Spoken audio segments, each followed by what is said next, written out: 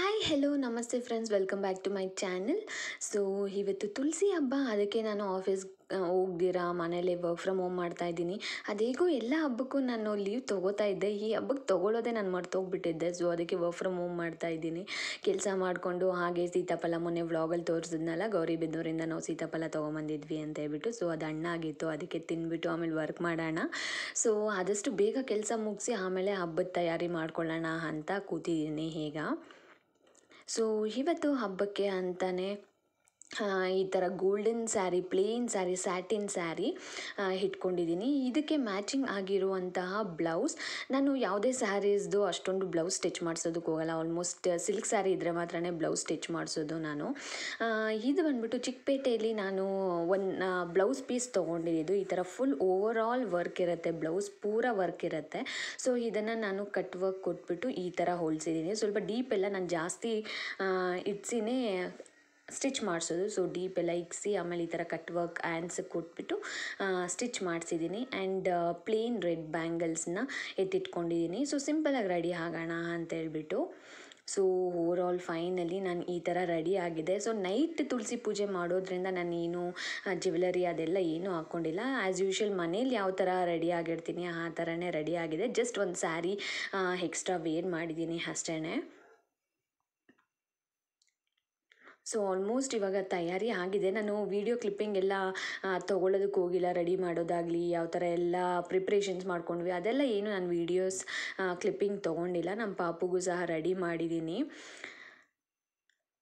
So ದೇವ್ರ ಮನೆ ಎಲ್ಲನೂ ರೆಡಿ ಮಾಡಿದ್ದೀನಿ ದೀಪ ಹಚ್ಚೋದಕ್ಕೆ. ಮತ್ತೆ ಇರೋ ಪೆಂಡಿಂಗ್ ಏನಾದರೂ ಐಟಮ್ಸ್ ಎಲ್ಲ ಎತ್ಕೋಬೇಕಂದ್ರೆ ಎತ್ಕೋತಾ ಇದ್ದಾರೆ. ಆ್ಯಂಡ್ ಶ್ರೀನು ಒಂದು ಸೈಡ್ ಹೆಲ್ಪ್ ಮಾಡ್ತಾ ಇದ್ದಾನೆ. ಸೊ ಮೊದಲಿಗೆ ಇಲ್ಲಿ ಮನೇಲಿ ದೀಪ ಹಚ್ಚಿ ಆಮೇಲೆ ಹೊರಗಡೆ ಹೋಗಿ ತುಳಸಿ ಪೂಜೆ ಮಾಡೋಣ ಅಂತ ಹೇಳ್ಬಿಟ್ಟು. ಸೊ ಇನ್ನೇನು ತುಳಸಿ ಪೂಜೆ ಮಾಡಬೇಕು ಅಷ್ಟರಲ್ಲಿ ಮಳೆ ಬಂತು. ಓಕೆ, ಈ ವರ್ಷವೂ ಮಳೆ ಬರುತ್ತೆ ಅಂತ ಅನ್ಕೋತಾ ಇದ್ದೀವಿ. ಅಷ್ಟರಲ್ಲೇ ಮಳೆನೂ ನಿಂತೋಯ್ತು. ಸೊ ಅದಕ್ಕೆ ಆಚೆನೇ ತುಳಸಿ ಪೂಜೆ ಮಾಡಿದ್ವಿ.